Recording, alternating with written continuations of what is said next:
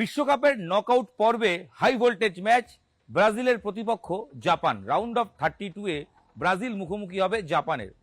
Brazil নিজেদের group C থেকে top করে পরবর্তী রাউন্ডে পৌঁছেছে, অন্যদিকে জাপান এফ গ্রুপের রানার্স দল হিসেবে পরবর্তী রাউন্ডে পৌঁছেছে এবং সূচি অনুযায়ী জাপানের সঙ্গে খেলা হবে ব্রাজিলের। গ্রুপ লিগে একটা ম্যাচ ড্র করেছিল ব্রাজিল, বাকি দুটোতে জিতেছে। আর জাপানের ক্ষেত্রে দুটি ড্র, একটা জয়, টিউনিশিয়ার বিরুদ্ধে 4-0 গোলের জয়। এছাড়া নেদারল্যান্ডসের মতো শক্তিশালী দলকে জাপান আটকে দেয়। শেষ ম্যাচে সুইডেনের সঙ্গে ড্র করে মোট 5 পয়েন্ট নিয়ে গ্রুপ রানার্স হয়ে পরবর্তী রাউন্ডে পৌঁছেছে নাকামুরারা।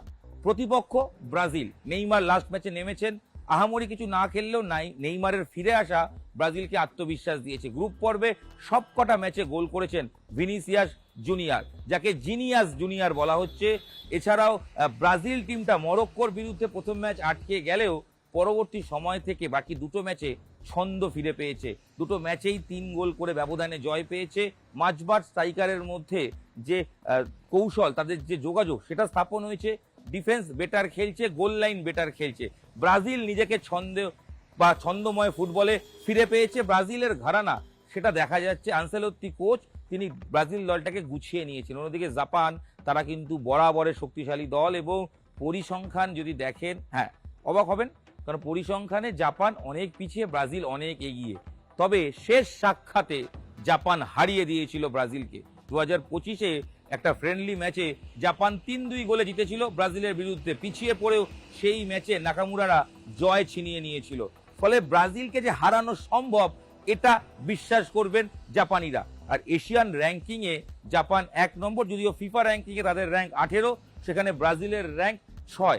5 বারের বিশ্ব চ্যাম্পিয়ন। অন্যদিকে জাপান একবারও সেমিফাইনালে উঠতে পারেনি। তাদের হাইয়েস্ট দৌড় বিশ্বকাপের মঞ্চে একাধিকবার, মোট 4 বার, 2002, 2010, 2018, 2022, শেষ 16। অর্থাৎ রাউন্ড অফ 16-এর পর তারা আর কোনোদিনও এগোতে পারেননি। এবারও কি রাউন্ড অফ 16 অব্দি যেতে পারবেন তারা, নাকি ব্রাজিলের কাছে হারতে হবে? বিশ্বকাপের ইতিহাসে একবারই ব্রাজিল আর জাপান মুখোমুখি হয়েছিল, সেই ম্যাচ হারতে হয়েছিল জাপানকে। 2026 সালে সেই জাপান বনাম ব্রাজিল ম্যাচে 4-1 গোলে ব্রাজিল জিতেছিল। এছাড়া সব মিলিয়ে পরিসংখ্যান বলছে 14 বার মুখোমুখি হয়েছে দুই দেশ, জাপান এবং ব্রাজিল। তার মধ্যে ওই জাপান শেষবার সাক্ষাতে জিতেছে, এছাড়া কোনোদিনও জিততে পারেনি। আর ড্র হয়েছে 2 বার, বাকি প্রত্যেকবারই জিতেছে ব্রাজিল। তবে শেষের দিকটি যদি ধরতে হয়, তাহলে লাস্টবার যেটা জাপানের তাদের সাফল্য, তারা হারিয়ে দিয়েছিল ব্রাজিলকে পিছিয়ে পড়ে, সেটা তাদেরকে আত্মবিশ্বাস দেবে। সূর্যোদয়ের দেশ জাপান চিরকালই লড়াকু দেশ হিসেবে পরিচিত।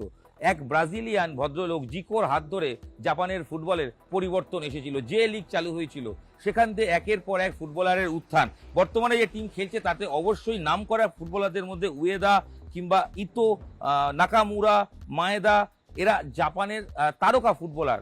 এরা গোলের মধ্যে রয়েছে। জাপান টুর্নামেন্টের এখনো পর্যন্ত 7টা গোল করে ফেলেছে। তো সব মিলিয়ে গোল তারা করছে, তারা তৈরি, তারা প্রচন্ড দৌড়বে, ব্রাজিলকে তারা অ্যাটাক করবে। ব্রাজিলও কিন্তু তৈরি। নেইমাররা ছন্দে ফিরেছেন, নেইমার মাঠে ফিরেছেন।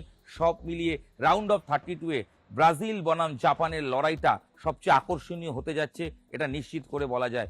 নকআউট পর্বের দ্বিতীয় ম্যাচ যদি ধরি, সেটা রবিবার ভারতীয় সময় 10:30টায় শুরু হবে। জাপান বনাম ব্রাজিল।